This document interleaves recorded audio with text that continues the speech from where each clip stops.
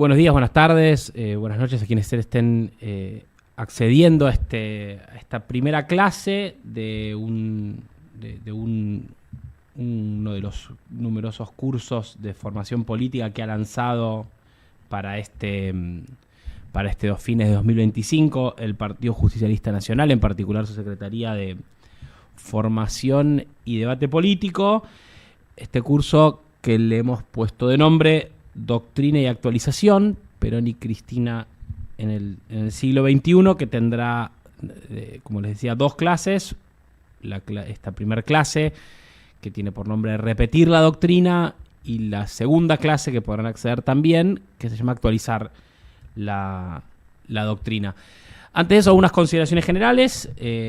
La primera, este curso de formación política es presentado por el Partido Justicialista Nacional, una institución, por supuesto, de las más importantes que tiene nuestra vida política argentina y su propia historia. Hay que pensar que el Partido Justicialista es el partido fundado por Juan Perón y Eva Perón, que protagonizó la revolución peronista en sus orígenes a mediados del siglo XX, que fue un partido que fue prohibido, proscripto, prohibido de nombrarse, prohibido sus símbolos partidarios, prohibido sus liderazgos, prohibido de presentarse a elecciones, que sobrevivió dictaduras, fusilamientos, encarcelamientos, una persecución, hablaremos también un poco de eso, y un hostigamiento que casi no tiene parangón en la historia del continente, que sobrevivió a la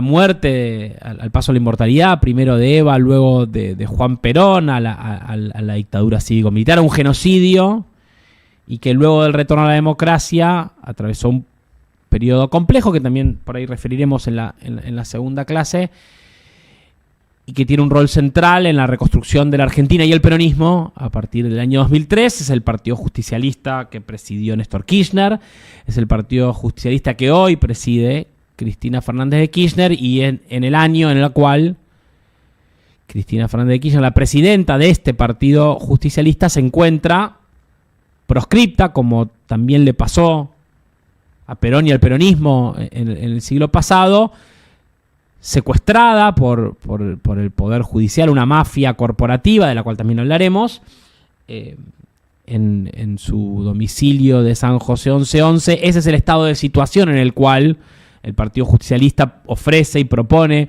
curso de formación política.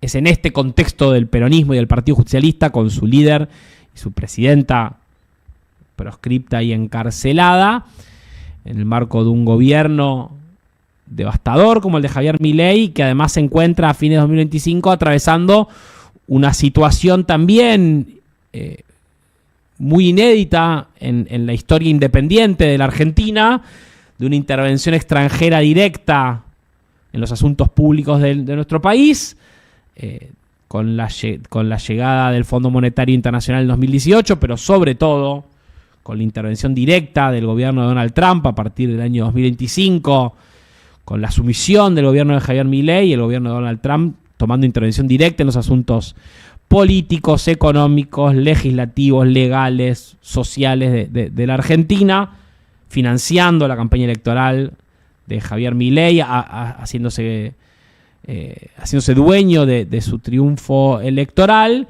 y dictando las próximas medidas que tomará el gobierno. Este es el contexto general en el que estamos, poniendo la responsabilidad de aportar a la reflexión y a la formación política en este contexto tan importante.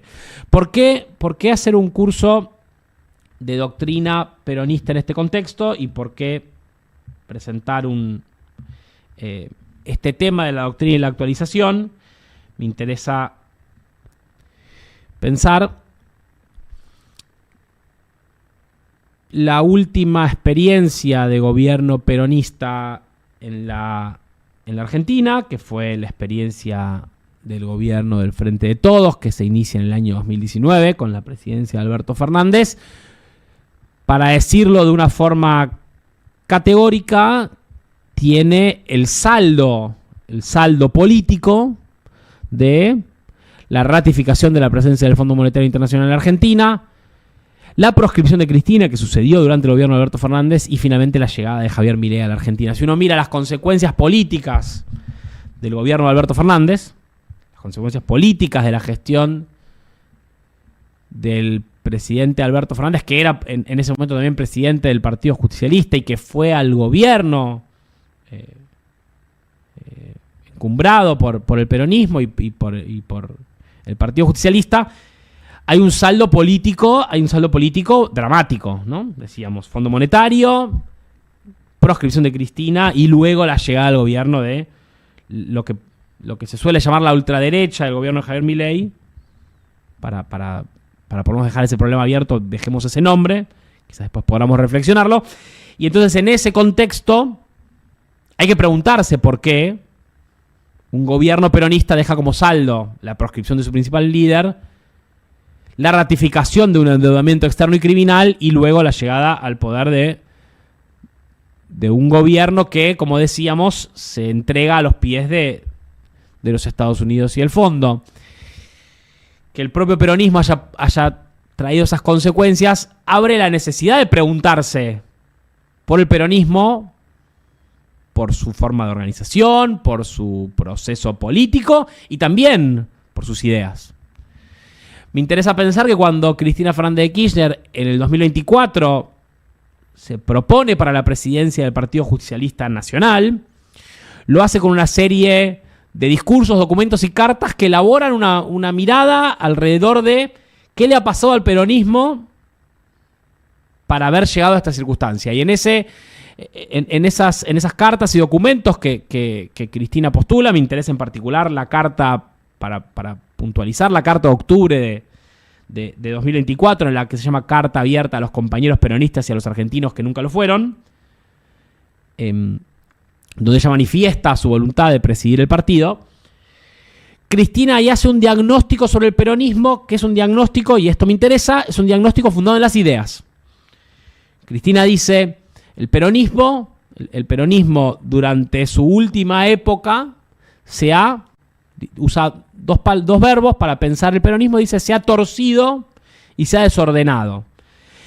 Cuando dice se ha torcido y se ha desordenado, el concepto de torcerse, si uno hace doble clic y entra ahí, Cristina empieza a enumerar una serie de problemas, entre los cuales se encuentran la disociación entre la palabra política y la acción de gobierno, la presencia de trabajadores registrados, formales, pobres en la Argentina, una novedad, que en un gobierno peronista los trabajadores formales registrados se encontraran por debajo de la línea de la pobreza, la falta de universalización de políticas sociales, es decir, que las políticas sociales impulsadas por un gobierno peronista no tenían una característica universal, sino que tenían características limitadas, cuotificadas, reducidas, sectorizadas, y que se convalida a través de una ley del Congreso y un acuerdo de facilidades extendidas, la deuda contraída por el gobierno anterior con el Fondo Monetario, deuda que había sido denunciada por el propio peronismo allá por el año 2018. Dice Cristina, esto quiere decir que el peronismo se torció. Se torció, si lo vamos a tratar de pensar en el marco de las ideas, se desvió de un cauce, de un rumbo que debería haber sido autoevidente. Y dice Cristina, no solo el peronismo se torció, sino que además se desordenó. Y cuando aparece la idea del desorden, se postulan una serie de problemas en esos documentos, donde ya no es problemas para los cuales la solución es evidente, ¿no?, sino problemas para los cuales las respuestas requieren un proceso de meditación, de construcción, de debate y de trabajo.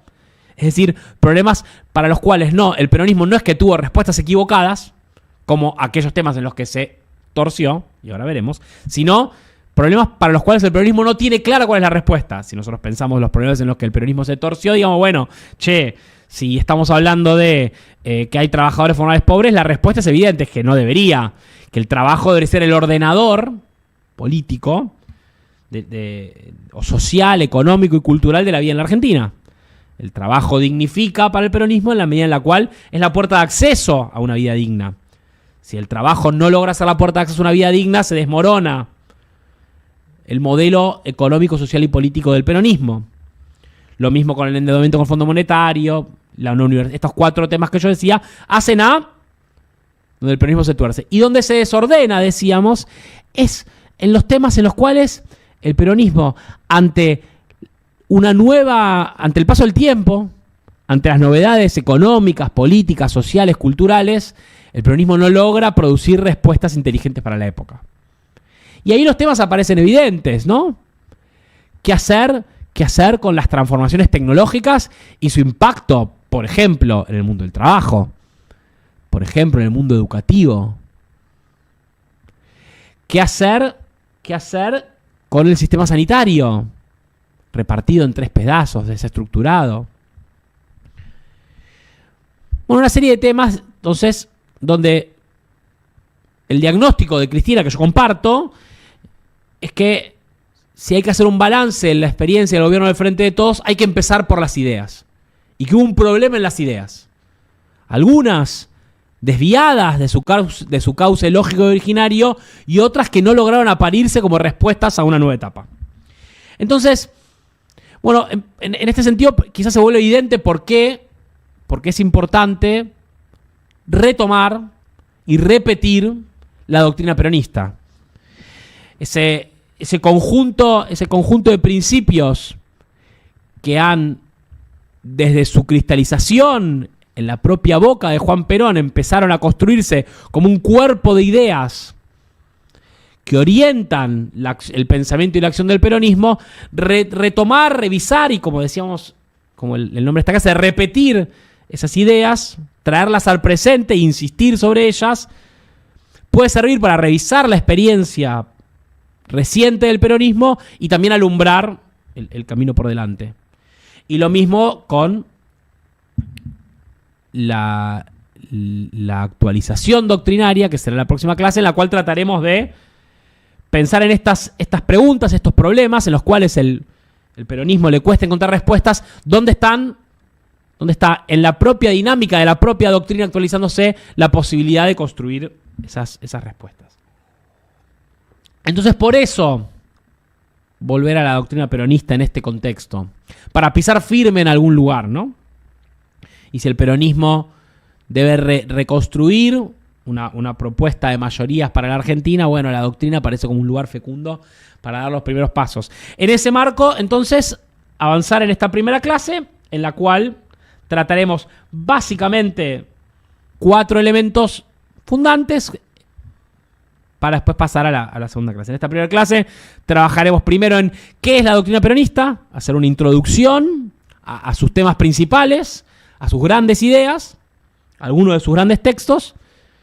Luego nos meteremos a hacer un repaso por las 3 grandes ideas orientadoras en términos programáticos de la doctrina peronista, que son sus 3 banderas: la independencia económica, la soberanía política y la justicia social, y las pensaremos en la etapa. Luego, la posición filosófica del peronismo, que es la tercera posición, así llamada, para pensar la tercera posición en 3 dimensiones, en su dimensión ideológica, económica y geopolítica, para finalmente hacer un último apartado en el cual trabajaremos la relación entre la doctrina y la conducción política. Esa es otra de las grandes palabras que orientan al movimiento justicialista, ¿no? La conducción, la doctrina y la organización del pueblo, para decirlo rápido. Entonces, vamos a la doctrina. Si uno tuviera que pensar la persistencia del peronismo a través del tiempo, ¿cómo puede ser que 80 años luego del 17 de octubre del 1945, el movimiento peronista siga siendo una realidad existente en la vida política argentina? No es evidente que eso debería haber sido así. Hubo también, en estas latitudes y en otras, movimientos políticos transformadores, profundos, que tuvieron un impacto directo en la vida de sus pueblos y que no lograron sobrevivir al paso del tiempo, sobrevivir al paso a la inmortalidad de sus líderes. Y sin embargo, el peronismo perduró donde otros movimientos no perduraron. Y si el peronismo perduró, por supuesto, hay que pensar que perduró en parte por haber sostenido en el tiempo una organización del pueblo, una presencia organizativa en la vida común de los argentinos, en unidades básicas, centros culturales, comedores, sindicatos, y que también persistió porque fue capaz de elaborar un pensamiento político, una doctrina, un conjunto de ideas que logró también sobrevivir y persistir al paso del tiempo, resistir el arduo desafío y la ardua prueba del paso del tiempo. Decía Perón en la presentación del segundo plan quinquenal, Perón hizo en su gobierno la planificación en una de las dimensiones fundamentales. En la presentación de su segundo plan quinquenal, Perón dice: todo movimiento colectivo que trata de introducir modificaciones de fondo en la estructura social debe tener una sólida justificación filosófica. Esta afirmación es corroborada en la historia, pues las grandes corrientes transformadoras han obrado siempre con un firme respaldo filosófico. Estaba en la preocupación de Perón, desde sus primeros momentos en la Secretaría de Trabajo y Previsión, llevar adelante acciones de gobierno, meditarlas, elaborarlas, trabajarlas y también luego tratar de buscar síntesis y cristalizarla en clave de ideas que luego pudieran sostenerse al paso del tiempo. La doctrina peronista, entonces, no proviene, como otras doctrinas, de la meditación filosófica aislada, de algún genio encerrado en una biblioteca, revisando libros y pensando, sino que finalmente es la cristalización de una experiencia práctica, política, de la acción de un gobierno que pretende ser intérprete y voz de su propio pueblo.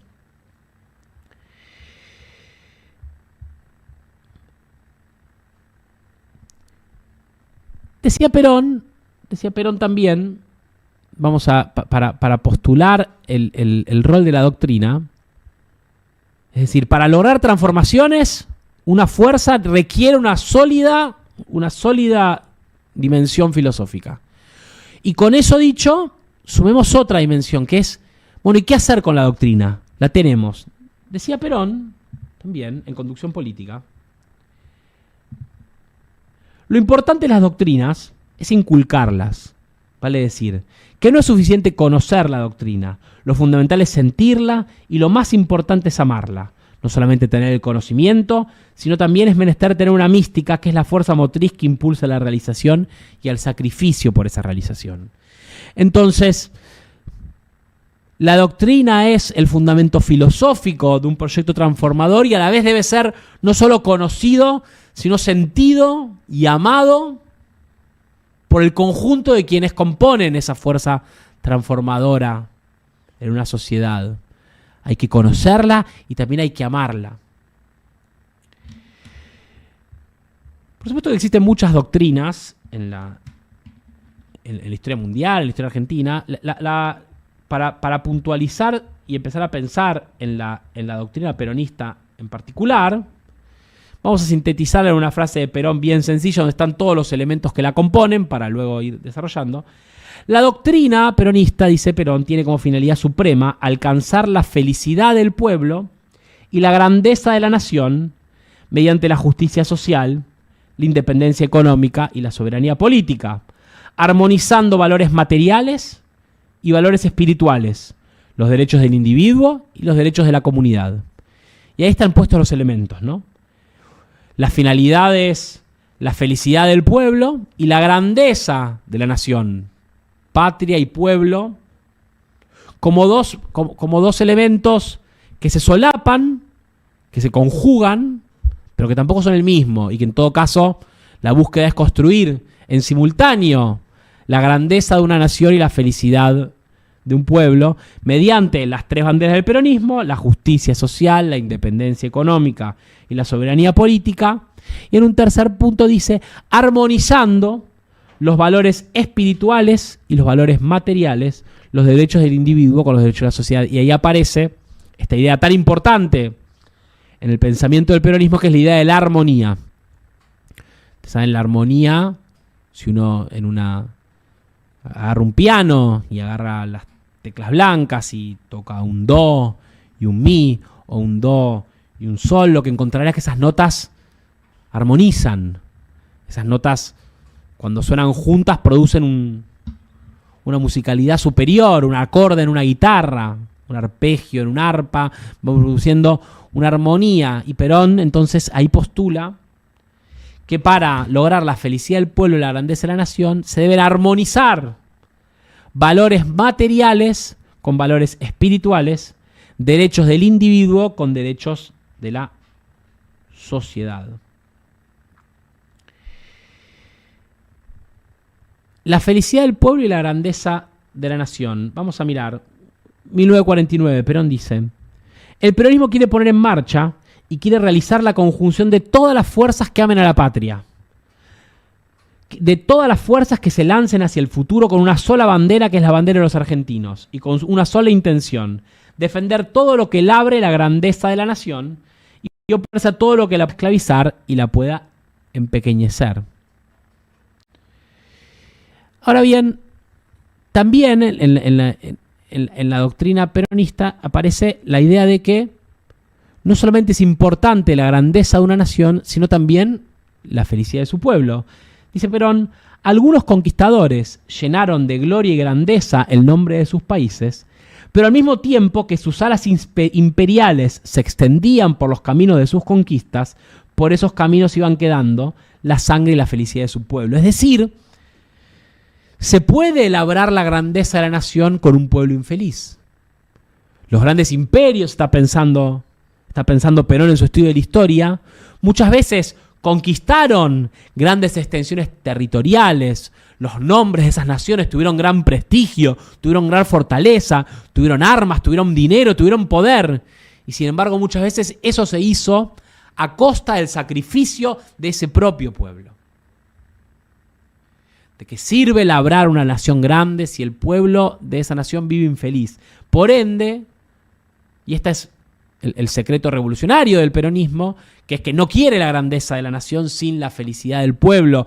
Y ese arduo camino que debe producir la política peronista de simbrar los cimientos para la grandeza de una nación en simultáneo que se propicia la felicidad del pueblo. Es decir, no exigirle sacrificios al pueblo hoy para una felicidad mañana, sino construir un camino de grandeza que se construya a partir de la felicidad. Eso propugna la doctrina peronista. Antes de pasar a pensar el siguiente tema de la doctrina, que es el tema de la unidad nacional, me interesaría pensar.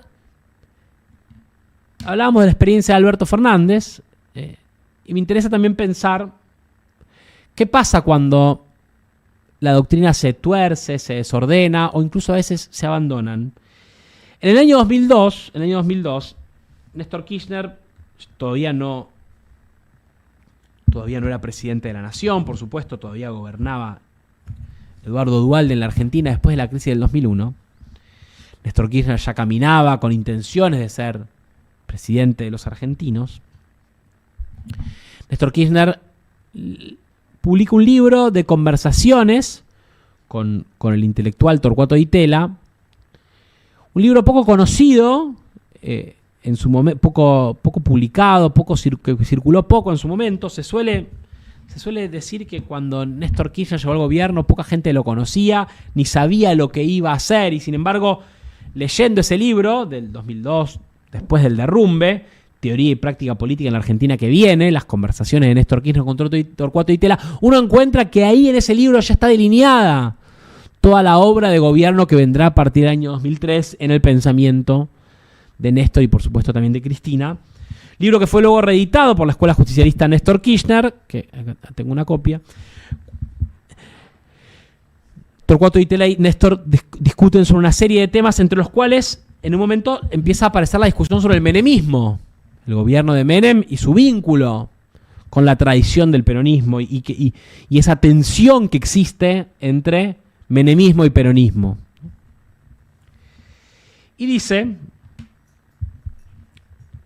Torcuato Di Tella le pregunta, ¿cómo se dio la crisis del peronismo que lo llevó a su tergiversación y ahora a su división? Dice, Menem lo que quiso hacer fue poner al pejotismo burocrático al servicio de los sectores neoliberales. Este es un término de mi autoría, dice Néstor Kirchner. ¿Sabe a qué llamo pejotismo? Para mí define la deformación a la que llevó Menem al Partido Justicialista. Un aparato de poder vaciado de contenido y sin ideas. Dice luego, mire, Torcuato, el peronismo de hoy en día no es el de los años 90. Es un peronismo que rescatará sus valores doctrinarios originales y la experiencia vivida, pero que definitivamente debe representar a todos los argentinos y sobre todo a los más castigados. Las definiciones del peronismo siempre tienen que ver con las definiciones nacionales del país. En su génesis histórica, el peronismo fue un partido de la oposición. En su génesis histórica, el radicalismo fue un partido de la oposición y de la lucha contra el régimen. El peronismo, por su parte, es un partido de poder, pero no del poder sin ideas, como algunos pretenden. Una cosa es el pragmatismo y otra cosa es el ejercicio del poder sin ideas.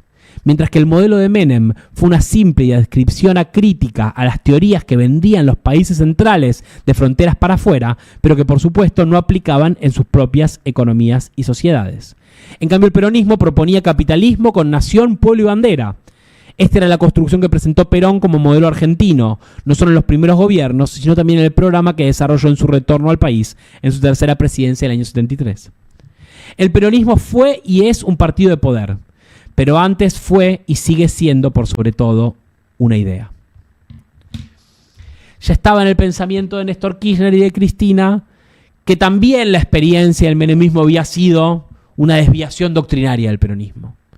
Que un peronismo que no tenía en primer lugar sus ideas se convertía en lo que Néstor decía llamar un pejotismo, un aparato de poder vaciado de ideas, dispuesto a venderse al mejor postor, permitiendo que las banderas flameen en cualquier dirección.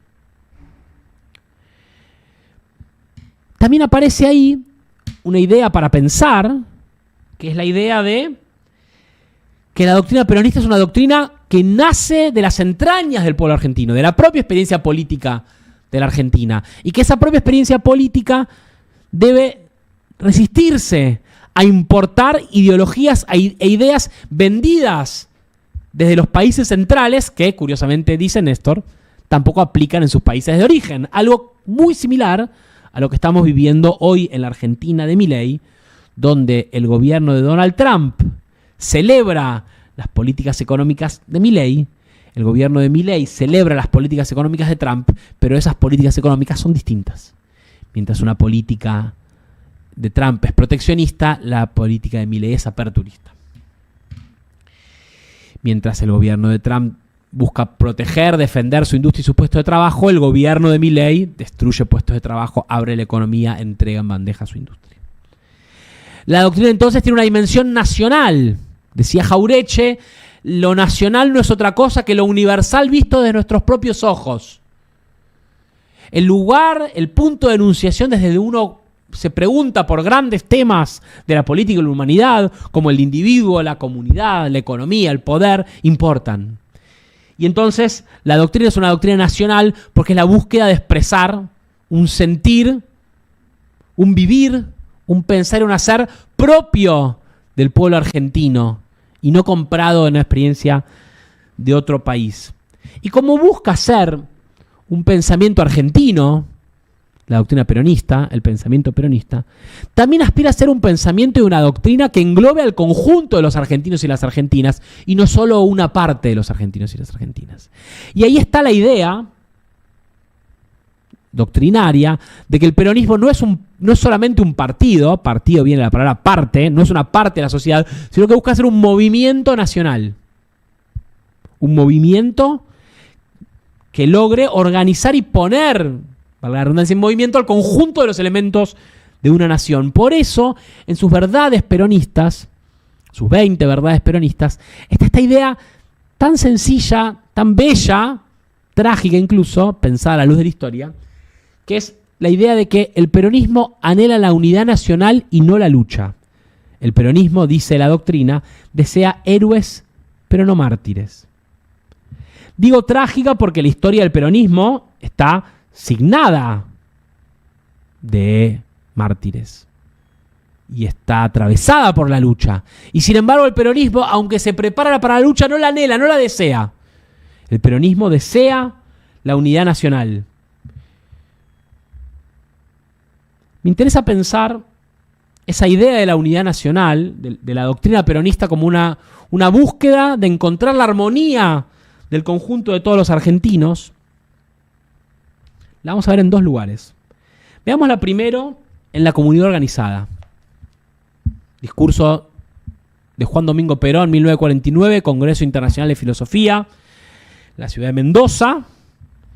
Perón presenta a la comunidad organizada como una postulación filosófica. Y Perón piensa el mundo en 1949, ha terminado la Segunda Guerra Mundial, se postulan dos grandes proyectos de alcance global o de pretensión global, el capitalismo, el comunismo. Perón dice, nosotros tenemos una tercera posición, y se dedica a debatir con el capitalismo, pero también con el comunismo. Y Perón, en la comunidad organizada, en una parte discute el tema de la lucha de clases y dice: algo falla en la naturaleza cuando es posible concebir, como Hobbes en el Leviatán, el hombre como el lobo del hombre, el estado del hombre contra el hombre, todos contra todos, y la existencia como un palenque donde la hombría puede identificarse con las proezas de ave rapaz. Cuando Marx nos dice que de las relaciones económicas depende la estructura social y su división en clases, y que por consiguiente la historia de la humanidad es tan solo historia de la lucha de clases, empezamos a divisar con claridad en sus efectos el panorama del Leviatán. Y atención a esto, ¿no? No es, dice, Perón está pensando, Marx plantea que lo que mueve la historia, lo que implica el progreso de los seres humanos, es el conflicto entre las clases sociales. La lucha abierta entre trabajadores y empresarios, entre esclavos y esclavistas, entre siervos y señores feudales. Que la historia de la humanidad se mueve en función de esa lucha y de ese conflicto, por ende esa lucha y ese conflicto hay que propiciarlo porque es deseable, el pensamiento de Marx. Y sin embargo Perón dice, no existe probabilidad de virtud, ni siquiera asomo de dignidad individual, donde se proclama el estado de necesidad de esa lucha, que es por esencia abierta disociación de los elementos naturales de una comunidad. Al pensamiento le toca definir que existe, eso sí, diferencia de intereses y diferencia de necesidades que corresponde al hombre disminuirlas gradualmente, persuadiendo a ceder a quienes pueden hacerlo y estimulando el progreso de los rezagados. Pero esa operación, en la que la sociedad lleva ocupada con dolorosas vicisitudes más de un siglo, no necesita del grito ronco y de la amenaza, y mucho menos de la sangre, para rendir los apetecidos resultados. El amor entre los hombres habría conseguido mejores frutos en menor tiempo, y si halló cerradas las puertas del egoísmo, se debió a que no fue tan intensa la educación moral para desvanecer estos efectos como lo fue la siembra de rencores. El amor entre los hombres hubiera rendido mejores frutos, dice Perón. Le toca al pensamiento discernir dentro del conflicto las diferencias de intereses para poder construir, la organización de una comunidad, dirá Perón, donde hay distintos elementos que pueden entrar en armonía, que no es el conflicto nuestro destino, sino que en todo caso a veces hay que atravesarlo, pero anhelamos la unidad nacional. El peronismo anhela la unión de todos los argentinos y todas las argentinas. Verán en esa cita que para Perón la progresión de la humanidad es la progresión de pasar a un estado moral y ético superior, que para Perón es el justicialismo. Un estado donde la elevación moral del conjunto de los elementos de una comunidad permita discernir intereses y poder encontrar mejores frutos que aquellos que rinden la siembra del rencor y el conflicto. Y sin embargo, esta idea, atravesada y tamizada y puesta en el prisma de la historia de la vida política argentina y la historia del peronismo, se encuentra con un problema muy evidente. Si la historia del peronismo está plagada de mártires, si la historia de la Argentina de los últimos 100 años también ha sido una historia de sangre, de muerte, de odio, de rencor y de dolor. Habría que pensar, y este es un tema que animó la meditación de Perón y también la de Cristina, ¿qué hacer con el odio? ¿Qué pasa si el conflicto no logra saldarse y tender hacia la unidad nacional y el conflicto deriva en una reificación, una fetichización y el conflicto deriva a odio, violencia? ¿Qué capacidad de reconstruirse puede tener una comunidad? En Sinceramente, el libro que escribió Cristina en el año 2019, Cristina me interesa mucho el último capítulo de Sinceramente, las últimas páginas, el epílogo, escrito en Cuba, en marzo de 2019. Cristina visitaba a su hija, Florencia, que estaba atravesando un tratamiento de salud. Cristina cuenta las afecciones de salud de su hija, causadas por la persecución sistemática, la violencia mediática que sufrió Cristina y su familia. Habla con un médico y le dice que lo que su hija sufre es estrés postraumático. Dice, es por ejemplo lo que sufren muchos soldados después de una guerra, cuando han sido obligados a vivir situaciones por fuera de la normalidad. Y entonces, dice Cristina, en sus palabras graficaban con precisión lo que Florencia había vivido. Le habían metido en una guerra en la que no había tenido nada que ver.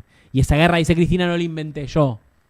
La inventó, bueno, Cristina habla del grupo Clarín y de la idea del periodismo de guerra.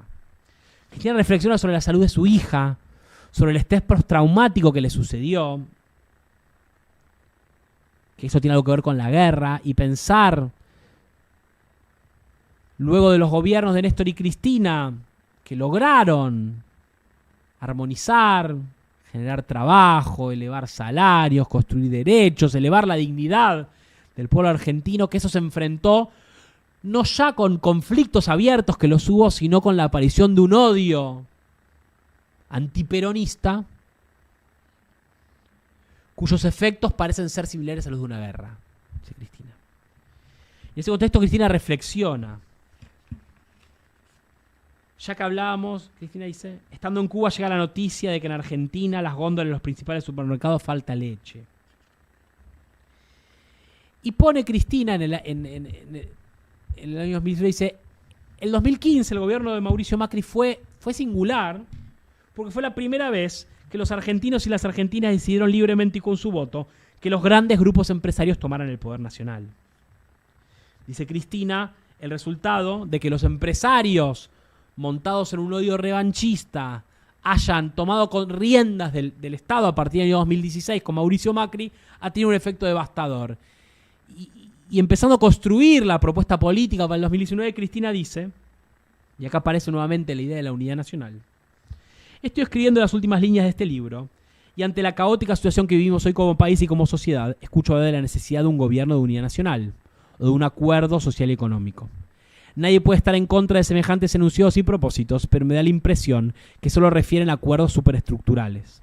Y está muy bien, pero después de gobernar a Argentina durante 2 periodos consecutivos y ha sido parte protagonista de la vida política de nuestro país, creo que esto no alcanza. Se requiere algo más profundo y rotundo. Un nuevo y verdadero contrato social, con derechos pero también con obligaciones, cuantificables, verificables y sobre todo exigibles y cumplibles. Un contrato que abarque no solo lo económico y lo social, sino también lo político y lo institucional. Hay que volver a ordenar todo, pero no en el viejo orden, sino en algo nuevo, distinto y mejor que lo que tuvimos. La Argentina industrial, que después de la Segunda Guerra Mundial sustituyó a la Argentina pastoril y agroexportadora, debe ser reformulada y ampliada a la luz de sus evidentes fallas. El deterioro provocado por las políticas de Mauricio Macri y Cambiemos ha sido demasiado grande, vertiginoso, profundo como para pensar que solo unos pocos pueden solucionar esto. Este nuevo contrato social exigirá la participación y el compromiso del conjunto de la sociedad, no solo en los grandes temas, sino en la vida cotidiana. Sí, compatriotas, tendremos que acordar cómo vamos a convivir y en qué condiciones antes de que sea demasiado tarde, porque así no va más. Así cierra las últimas páginas, sinceramente, de Cristina. Y sirve para evocar también ese momento, el 1 de septiembre de 2022, cuando en la puerta de su casa de Juncal, Uruguay, Cristina rodeada de pueblo organizado, un joven apunta una pistola contra su cabeza y gatilla 2 veces y la bala no sale. La Argentina entra en estado de conmoción y en ese contexto Cristina llama a la unidad nacional. Enfrentada a la posibilidad real, concreta de la violencia, Cristina vuelve a la doctrina, a la idea, una idea de Perón, que es la idea de la revolución incruenta, sin crueldad, sin sangre. Y Cristina llama a la unidad nacional. Dice Cristina: los otros, los que son antiperonistas, sueñan con que desaparezcamos los peronistas. O sea, que no haya peronistas, que no los haya, los ves en las cosas que dicen, que escriben. Nosotros jamás escribimos exterminar al otro, competir, ir a elecciones, pero nunca exterminar. Desde los bombardeos, pasando por las desapariciones, ahora yo creo, ¿saben qué? Tenemos que estar y tenemos que darnos toda una tarea, no solamente de modificar el sentido común de las cosas a partir de discutir con datos y realidades, sino no para que los otros se hagan peronistas, sino para que comiencen a aceptar al otro, que es el problema que tenemos, la de no aceptación del otro. ¿Qué quiero decir con esto?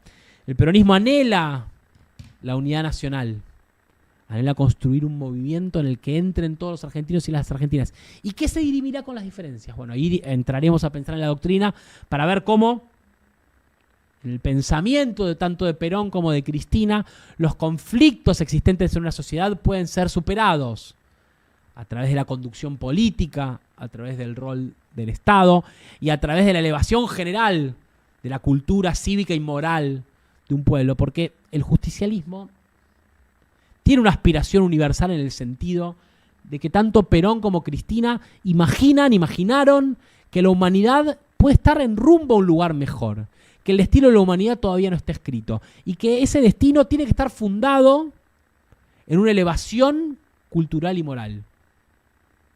Que la movilidad ascendente debe ser también espiritual, de valores, y que ningún movimiento político puede triunfar, ninguna sociedad puede tener éxito en construir la felicidad y la grandeza si no está fundada en valores morales compartidos, en una cultura nacional que vaya elevándose en su presencia entre las masas.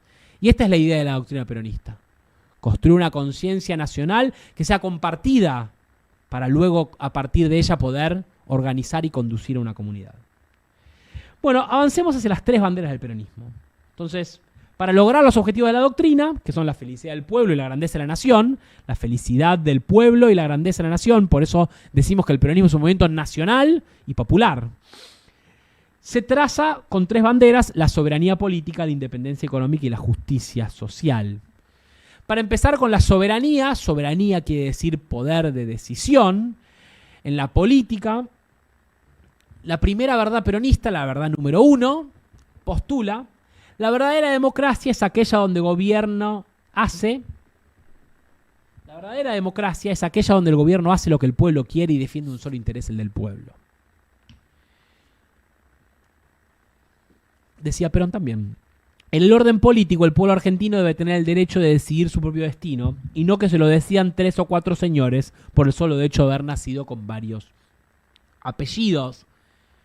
El problema del poder de decisión en un país está en el corazón de la primera bandera del peronismo: quienes deciden el rumbo de un país. Y por supuesto, ahí está Perón, dice, hay algunos que con tener varios apellidos tienen más capacidad de decisión sobre a dónde va un país que otros. Y por tanto, Y por tanto, en ese contexto, Perón postula que una verdadera democracia es aquella donde el gobierno hace lo que quiere el pueblo. Este problema de la soberanía del pueblo es un problema que atraviesa la historia del peronismo porque ¿quién decide en una sociedad donde hay elecciones y sin embargo hay personas que no pueden presentarse a elecciones? ¿Qué pasa cuando los poderes del Estado se cierran sobre sí mismos, se vuelven corporaciones? ¿Qué pasa cuando los grupos económicos compran, venden diputados, senadores? Cuando las leyes de un país no se escriben en el Congreso, sino que se escriben en las oficinas de los abogados de las grandes empresas. ¿Qué pasa cuando las decisiones de un país se toman en otro país? El gobierno de Cristina enfrentó este problema y postuló la consigna pueblo o corporaciones.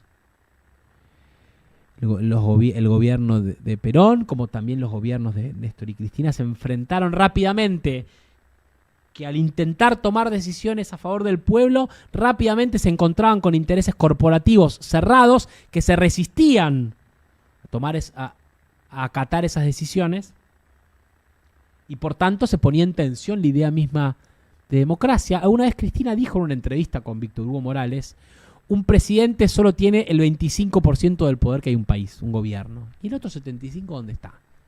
No está solamente en el Congreso. La corporativización de los poderes del Estado y la corporativización, la defensa sectorial cerrada, sin pensar en el conjunto de distintos intereses económicos, pone en jaque la soberanía política de un país. En particular, si uno mira la proscripción y el encarcelamiento de Cristina, es producto de un poder corporativo, el poder judicial, que en su cúpula se ha cerrado sobre sí mismo, se ha dedicado a defender no solo sus propios intereses, sino el interés de grupos económicos concentrados, deciden, imparten justicia pensando en los intereses y se ha encarcelado e impedido de competir a Cristina. Entonces, para la doctrina peronista, la tarea política es incrementar la capacidad de toma de decisiones de un gobierno a favor del pueblo. ¿Qué quiere decir esto? Las decisiones políticas se deben tomar en la Casa Rosada. Las decisiones económicas deben ser tomadas por el gobierno. A veces vieron que hay economistas que circulan en los medios de comunicación postulándose para ser ministro no importa de qué presidente. Intereses foráneos decidiendo. Entonces, primer postulado para hacer efectiva la doctrina, para el camino de un gobierno, es la soberanía política entendida como la soberanía popular. Un gobierno debe cumplir su contrato electoral con el pueblo y debe enfrentar aquellos intereses corporativos que impiden hacer efectiva la voluntad de ese pueblo. También la idea de soberanía política esconde una segunda o introduce una segunda idea que es, bueno, ¿cómo se hace efectiva la voluntad del pueblo? Por supuesto, el pueblo vota, va a elecciones y luego quienes se postulan para conducir al pueblo en esas elecciones tienen un mandato dado por ese pueblo que debe ser revalidado una y otra vez en sus elecciones. Pero en el pensamiento de Perón, también en el de Cristina, la idea de la soberanía popular no deja de estar asociada a la idea de la participación política. La mejor forma en la cual un pueblo puede hacerse soberano y tomar decisiones es interesarse y participar de los asuntos públicos. Cuantos más militantes tenga una nación, más soberana será. Cuanto menos militantes tenga una nación, menos soberana será.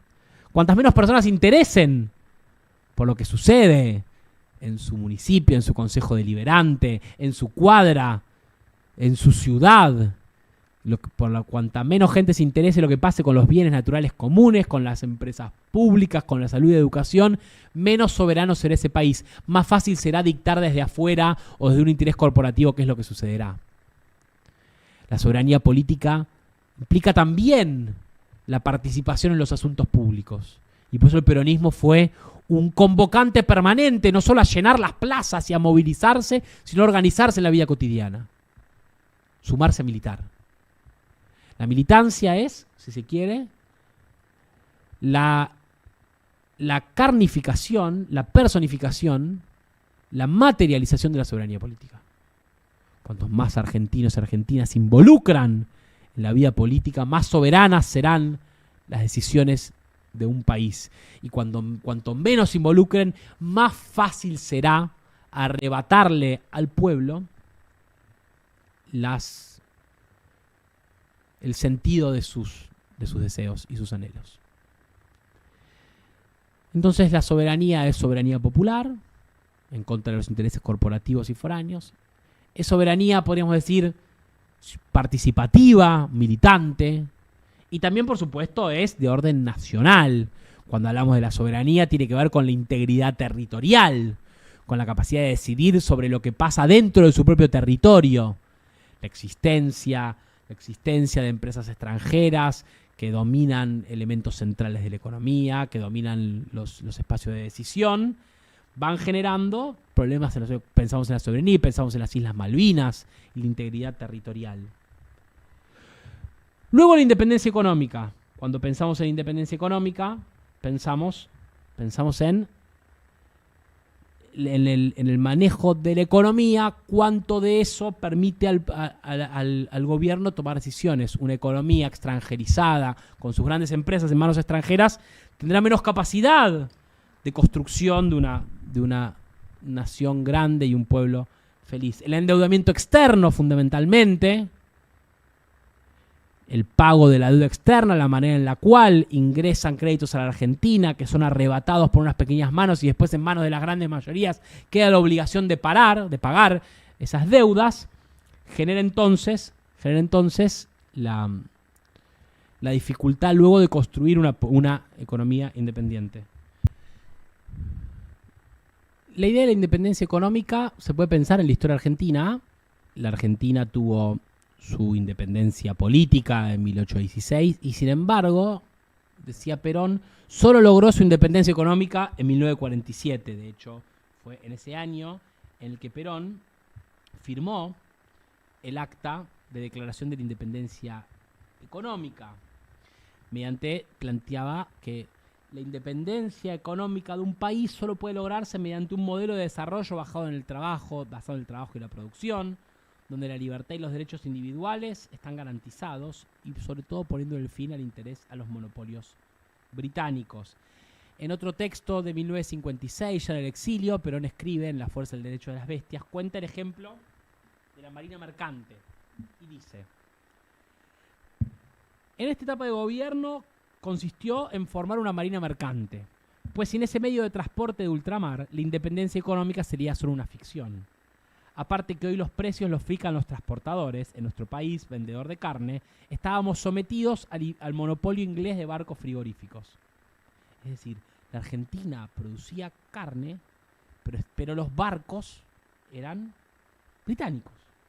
Así comenzó la verdadera historia de nuestra marina mercante, que hoy redondea 1,5 millones de toneladas de barcos nuevos, veloces y utilizables, para sacar nuestra más variada producción hacia los mercados de consumo y para mantener los precios. Con eso no solo ahorramos, sino que producimos divisas y nuestra bandera mercante individualiza a la cuarta flota del mundo. La independencia económica de una nación, pensando con Perón, implica, por supuesto, la recuperación del patrimonio nacional. Por eso se pone en valor los recursos naturales comunes con las empresas nacionales, el impulso de la economía y sus industrias, y sobre todo, por supuesto, la distribución de la riqueza para el bienestar social. La política de desendeudamiento externo que tuvieron tanto Perón como Néstor y Cristina implicó incorporar elementos de independencia económica para que la economía argentina estuviera menos atrapada en manos extranjeras y más en manos de los propios argentinos. La Argentina de hoy vive una situación dramática que este es el tercer gobierno cuyas políticas económicas son dictadas por el Fondo Monetario Internacional. Uno pierde dimensión de eso por momentos y ciertamente no existe diputado, senador, gobernador, empresario que no sepa la presencia decisiva del Fondo Monetario Internacional en la vida política de nuestro país. En efecto, hoy en la Argentina se está empezando a discutir una reforma laboral y un presupuesto nacional exigidos explícitamente por la presidenta del Fondo Monetario Internacional, Cristalina Georgieva, para saber lo que harán los gobiernos en la medida en la cual la Argentina siga atada a la deuda del Fondo Monetario Internacional. Para saber lo que harán los gobiernos no hay otra cosa que leer los informes del Fondo Monetario y sus recomendaciones de políticas. La política de desendeudamiento, por supuesto, fue una política que permitió aumentar el grado de independencia económica, que por supuesto tiene como horizonte final, y ahí para pasar a la tercera bandera, la justa distribución de la producción nacional. Perón pensaba, al igual que Cristina, que el capitalismo es un gran productor de riquezas, que la producción y la acumulación de capital para luego ser reinvertido en la producción, en la innovación, es un mecanismo económico inteligente, audaz, necesario para el progreso de la humanidad. Y sin embargo, si ese capital no es humanizado, no es puesto al servicio del bienestar del conjunto, puede derivar en el frío cálculo egoísta, en la acumulación de unas pocas manos, en la pequeñez de una nación y la infelicidad de un pueblo. Y es por eso que en la doctrina peronista aparece un horizonte, que es la armonía en la justa distribución de la riqueza en un país.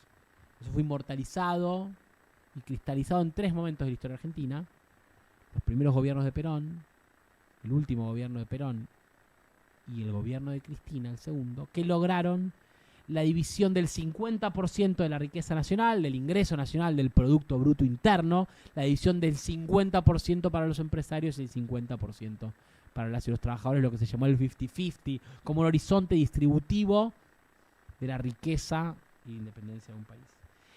Y esto nos abre la puerta a pensar la última de las 3 banderas del peronismo, que es la idea de la justicia social, el fin último del peronismo y la razón que justifica las 2 banderas anteriores, la independencia económica y la soberanía política, tienen sentido en función de la justicia social, que es nuestro principio social fundamental.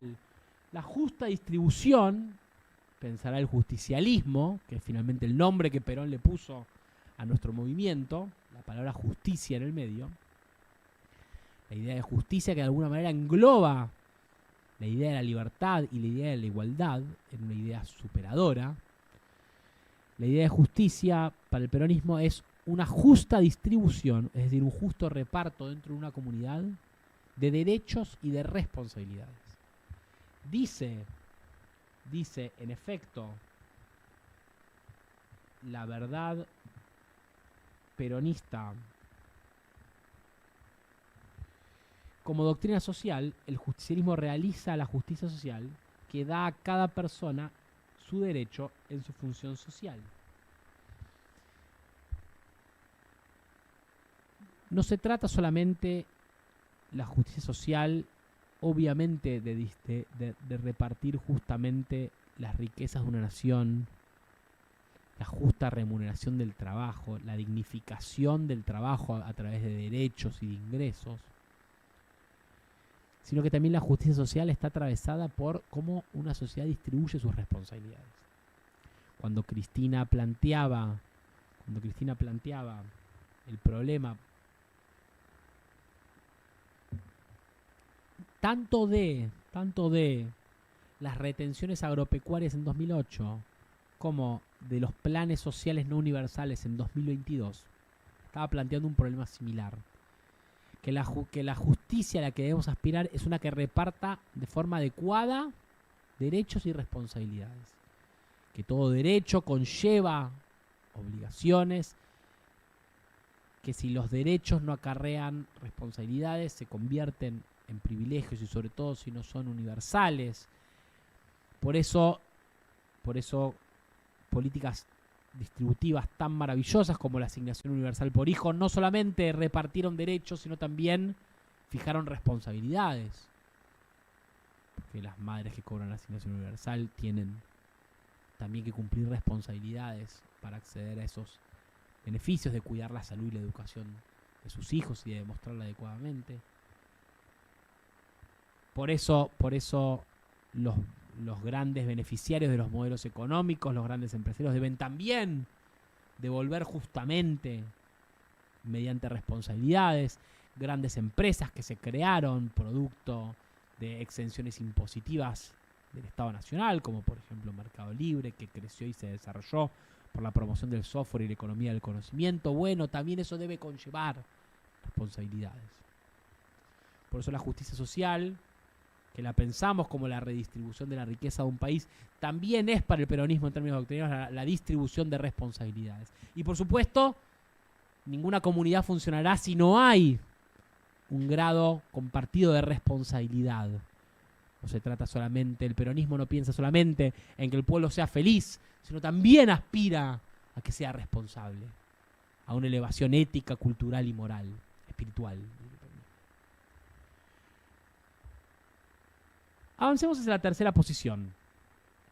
Si el camino de las tres banderas es el camino de un gobierno, de una sociedad, para lograr los objetivos de la doctrina, la tercera posición es el fundamento filosófico de la doctrina peronista,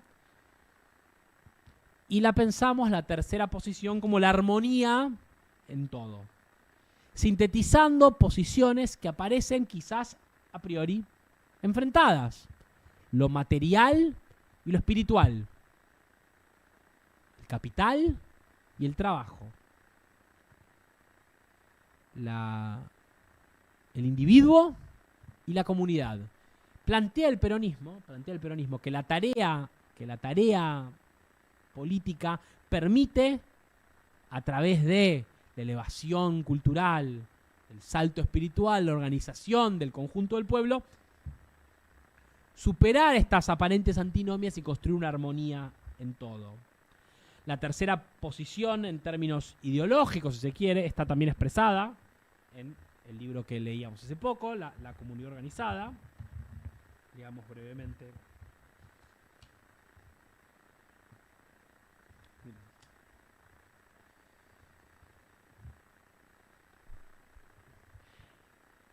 La crisis de nuestro tiempo es materialista. Hay demasiados deseos insatisfechos, porque la primera luz de la cultura moderna se ha esparcido sobre los derechos y no sobre las obligaciones. Ha descubierto lo que es bueno poseer mejor que el buen uso que se ha de dar a lo poseído, a las propias facultades. El fenómeno era necesario, de una necesidad histórica, porque el mundo debía salir de una etapa egoísta y pensar más en las necesidades y en las esperanzas de la comunidad.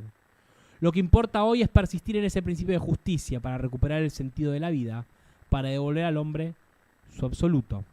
Ni la justicia social ni la libertad, motores de nuestro tiempo, son comprensibles en una comunidad montada sobre seres insectificados, a menos que de modo de dolorosa solución ideal se concentre en el mecanismo omnipotente del Estado. Nuestra comunidad, a la que debemos aspirar, es aquella donde la libertad y la responsabilidad sean causa y efecto, en que exista una alegría del ser fundada en la persuasión de la dignidad propia. Una comunidad donde el individuo tenga algo realmente que ofrecer al bien general, algo que integrar, y no solo su presencia, muda y temerosa. Dice Perón también, en la comunidad organizada: no aceptamos la explotación del hombre por el hombre, y menos aceptaremos la explotación del hombre por el Estado. Creemos, sí, que la sociedad modernamente organizada debe ser una colectividad en la que el hombre sea atendido y ayudado por el hombre, y los hombres atendidos y ayudados por el Estado. Importa, por tanto, conciliar nuestro sentido de la perfección con la naturaleza de los hechos, restablecer la armonía entre el progreso material y los valores espirituales, y proporcionar nuevamente al hombre una versión certera de su realidad. Nosotros somos colectivistas, pero la base de ese colectivismo es de signo individualista, y su raíz es suprema fe en el tesoro del hombre, por el hecho de existir, representa. La idea filosófica de que el hombre y la mujer son tanto individuo y comunidad, que el hombre es materia y espíritu, Perón está intentando proponer, a mediados del siglo XX, una mirada superadora de un colectivismo, como decíamos, insectificador, enrasador, que hace a todos los seres humanos iguales y entonces también vacíos de dignidad propia, oscurecidos en una masa sin elevación. Y a la vez también de un capitalismo egoísta, salvaje, despojador, en el cual unos pocos individuos triunfan y la gran mayoría está sumida en grandes miserias. Perón dice, debe ser posible construir y conciliar una tercera posición,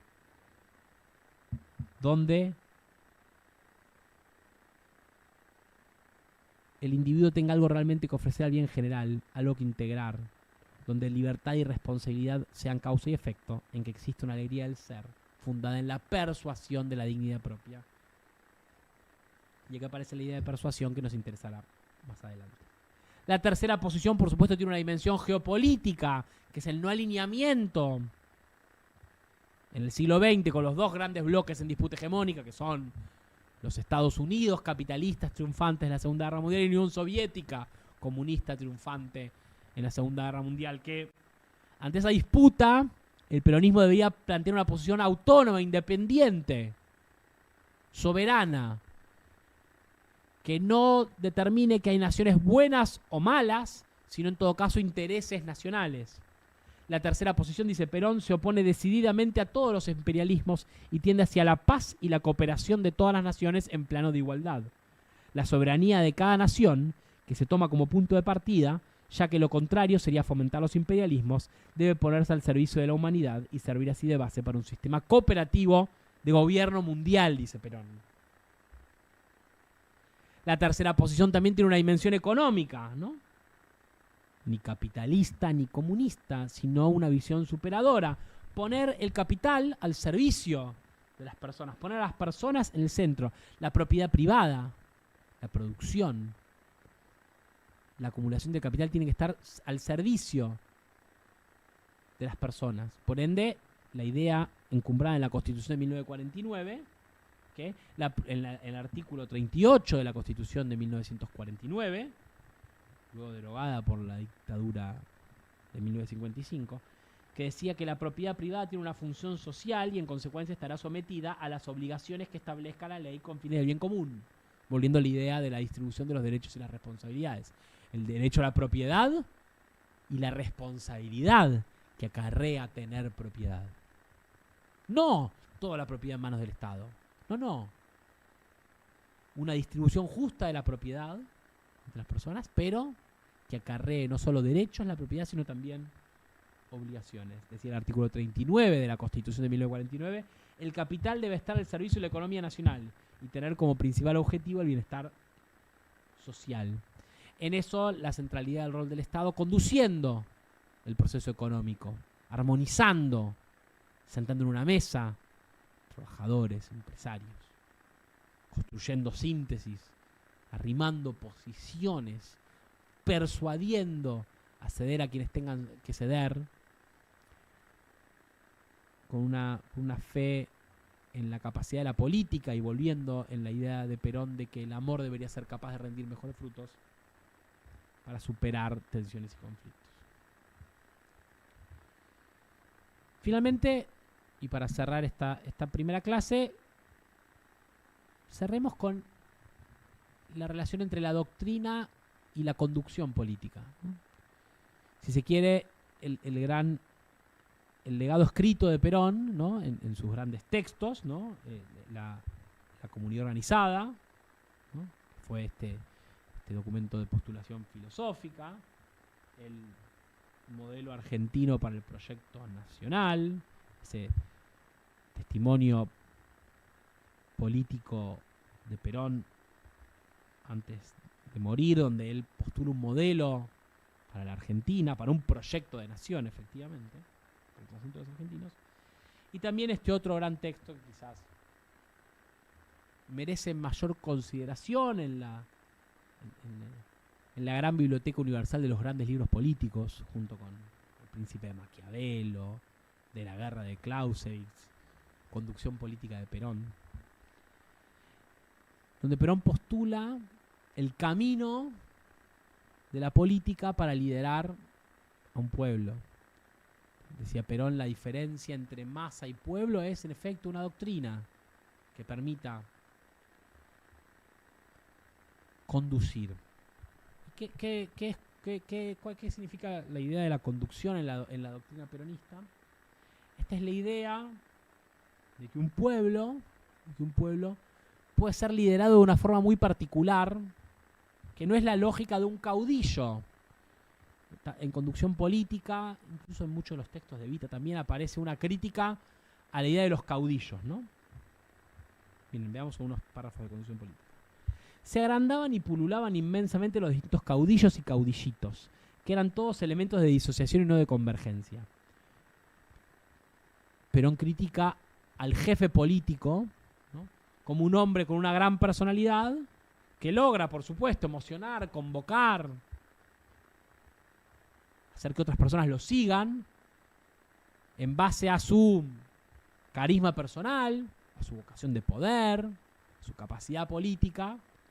Pero dice Perón, eso no es conducir. El caudillismo, los caudillos van y vienen en la historia argentina, no perduran, porque no tienen detrás ni un método de conducción política, ni una doctrina difundida que permita un proceso político que trascienda a los individuos particulares. Dice Perón, nosotros hemos creado una inmensa base que está en nuestra doctrina, y si se practica esa doctrina, cuanto más fuerza hagan los hombres, más se unen y menos se separan. Es decir, hay aglutinación política en nuestra organización y menos disociación de fuerzas de cualquier naturaleza. El caudillo explota a la desorganización y el conductor aprovecha la organización. El caudillo no educa, más bien pervierte. El conductor educa, enseña y forma. No se conduce ni lo inorgánico ni lo anárquico. Se conduce solo lo orgánico y lo adoctrinado, lo que tiene una obediencia y una disciplina inteligentes, y una iniciativa que permite actuar a cada hombre en su propia conducción. Esto es simple.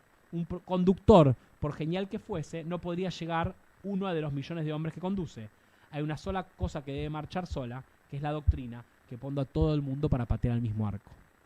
En esa cita se ve, están interlazadas la idea de Perón de que se puede conducir, se puede persuadir a un proyecto nacional que construya unidad, que supere conflictos, fundado en una doctrina y en un método de conducción. Perón lo ve casi como una obra de arte. Se inspira, por supuesto, en sus lecturas, sobre todo de la historia militar, pero Perón tiene muy en claro que el arte de la guerra y el arte de la política se solapan, pero no son el mismo. Y si en el arte de la guerra el sentimiento que predomina es el del mando, el de la orden, en la política el sentimiento que predomina es el de la persuasión. El de convencer al otro de que su propia dignidad está atada a construir algo común conmigo. ¿Cómo se logra esa persuasión? Bueno, dice Perón, eso se construye mediante la elevación cultural a través de la conformación de una doctrina y su difusión. Es decir, debe haber un sustrato común en un pueblo para poder conducirlo, y ese sustrato común es material y es espiritual, es un conjunto de ideas que no solo se piensan, sino que se sienten, y esa es la doctrina. Y a la vez también una sólida organización metodológica, que por supuesto, como el Papa Francisco dice, el todo será superior a las partes. Doctrina y conducción son indisociables en el pensamiento peronista. Y también porque son efectivamente las y los conductores políticos los que terminan cristalizando la doctrina. Fue Perón mismo, como líder y conductor del movimiento peronista, quien se sentó a escribir y a postular y a difundir y a enseñar la doctrina. El conductor es también docente, es también divulgador, además de hacedor de su propia doctrina. También veremos en la próxima clase que es el rol de la conducción y de la actualización permanente de la doctrina. Cómo la doctrina se va moldando al paso del tiempo.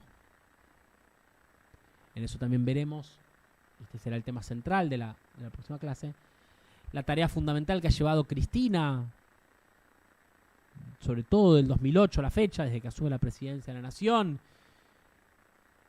y de que empieza a tomar un rol cada vez más contundente en la conducción del movimiento peronista, de repetir, de reafirmar, pero también de actualizar la doctrina, algo que por cierto el propio Perón también hizo. Así que lo dejaremos ahí sin adelantar. Diré una cosa más entonces. La doctrina es necesaria para la conducción política y a la vez también es la conducción política quien cristaliza, ejecuta y divulga la doctrina.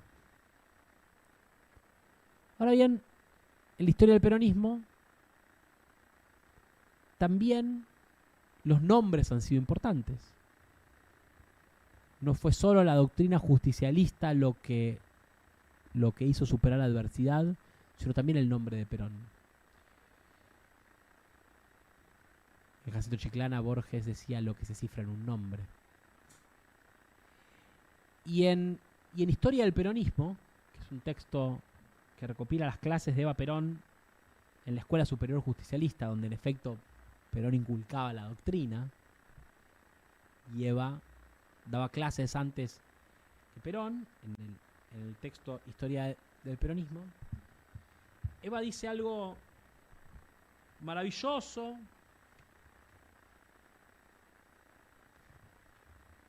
y a la vez también en un sentido que también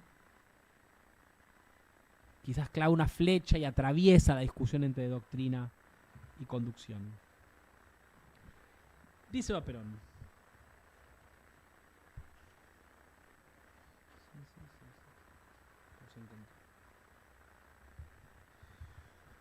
cuando me pidieron unas palabras para inscribir en el frente de esta sala, elegí una frase muy clara y muy honda. No concibo el justicialismo sin Perón.